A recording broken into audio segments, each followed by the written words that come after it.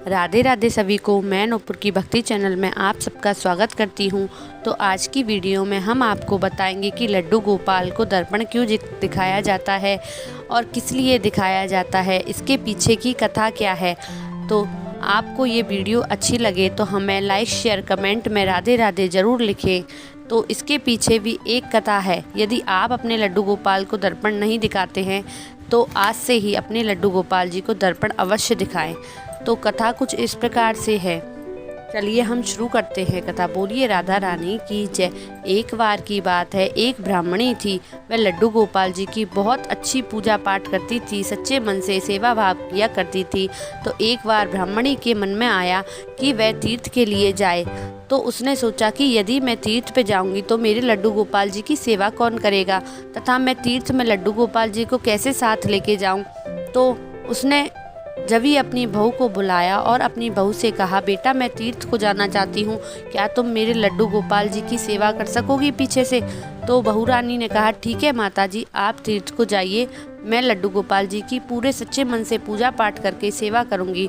तो सासू माँ ने कहा, बेटा जब लड्डू गोपाल जी को स्नान करवाकर भोग लगाओ, उसके बाद उनको दर्पण दिखाने के बाद ही तुम भोजन ग्रहण करना।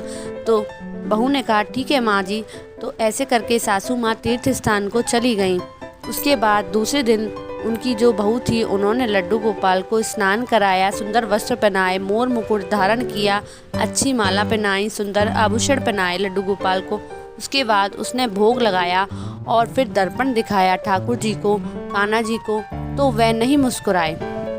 तो उनकी बहू जो थी ब्राह्मणी की, उसको लगा कि लड्डू गोपाल जी तो मुस्कुरा ही नहीं रहे हैं।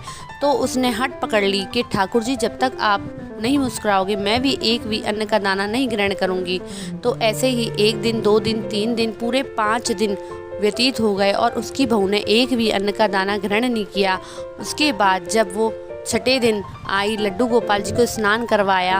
लड्डू गोपाल जी उसकी इतनी परिश्रम से इतनी कड़ी परीक्षा लेने के बाद खुश हो गए और उन्होंने जैसे ही उस बहू ने उनको दर्पण दिखाया वैसे ही लड्डू गोपाल जी हंस दिए। तो वह बहू बहुत खुश हुई और उन्होंने भी फिर अपना उपवास जो कर रखा था वो खोल के और सारा भोजन ग्रहण किया। उसके बाद उसकी सासू माँ तीर्थ स्थान से आई तो उसने पूछा कि बेटा लड्डू गोपाल जी की सेवा अच्छे से की, भोग लगाया, दर्पण दिखाया। तो बहू रानी बोली, हाँ माँ जी, मैंने लड्डू गोपाल जी को दर्पण दिखा दिया था और वो मुस्कुराते थे, उसी के बाद मैं भोजन ग्रहण करती थी। तो उसकी सासू माँ को आश्चर्य हुआ कि ऐसा कैसे हो सकता है, भला मैं इतने वर्षों से पूजा कर रही हूँ लड्डू गोपाल जी की, जब वह मुस्कुराए नहीं तो इसके 2-3 दिन पूजा करने से कैसे मुस्कुरा गए। तब सासू माँ पूजा करने बैठी तो उस दिन लड्डू गोपाल जी मुस्कुरा गए थे।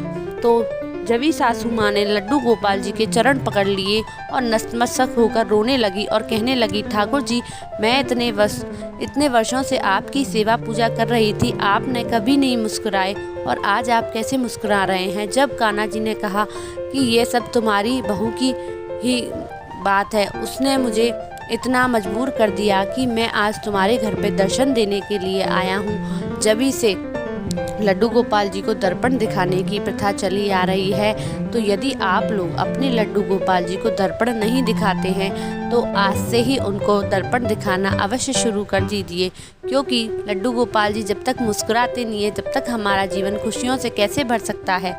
यदि आप अपनी लड्डू गोपाल जी की सेवा में दर्पण नहीं रखते हैं तो आज ही दर्पण रखिए। तो बोलिए राधे राधे। अगर आप सभी को ये कथा अच्छी लगी हो तो हमारे चैनल को लाइक शेयर ज़रूर कीजिए और कमेंट में राधे राधे ज़रूर लिखिए। अगली बार हम और भी अच्छी कथा लेकर आपके पास आएंगे।